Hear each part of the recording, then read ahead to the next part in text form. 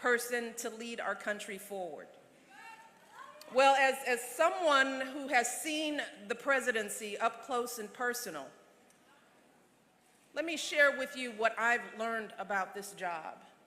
Lessons that seem even more relevant, even more critically important after watching Monday's debate. First and foremost, this job is hard.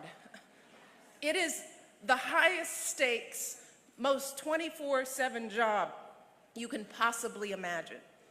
The issues that cross a president's desk are never easy, and solutions to persistent systemic challenges are never black and white.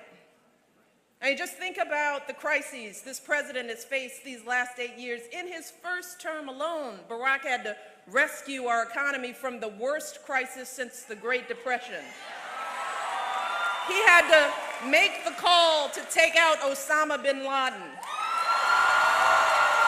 respond to devastating natural disasters like Hurricane Sandy, and so much more. So when it comes to the qualifications we should demand in a president, to start with, we need someone who'll take the job seriously. Someone who will study and prepare so that they understand the issues better than anyone else on their team.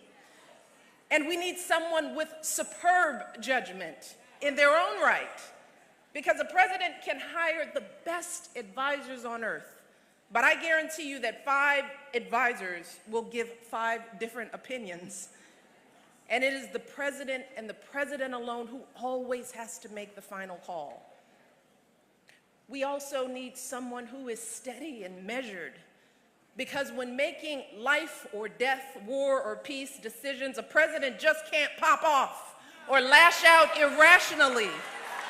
No, we need an adult in the White House, I guarantee you. And finally, we need someone who is compassionate, someone who will be a role model for our kids, someone who's not just in this for themselves, but for the good of this entire country, all of us. See, at the end of the day, as I've said before, the presidency doesn't change who you are, it reveals who you are. And the same is true of a presidential campaign. U.S. presidential campaigns are very long, nearly 2.5 years or half of one presidential term. Just think about that. So if a candidate is erratic and threatening, if a candidate traffics in prejudice, fears, and lies on the campaign trail, if a candidate thinks that not paying taxes makes you smart, or that it's good business when people lose their homes, if a candidate regularly and flippantly makes cruel and insulting comments about women, about how we look, how we act, well, sadly, that's who that candidate really is. That is the kind of president they will be. And trust me, a candidate is not going to suddenly change once they're in office. Just the opposite, in fact, because the minute that individual takes that oath, they are under the hottest, harshest light there is. And there's no way to hide who they really are. But see, at that point, it's too late.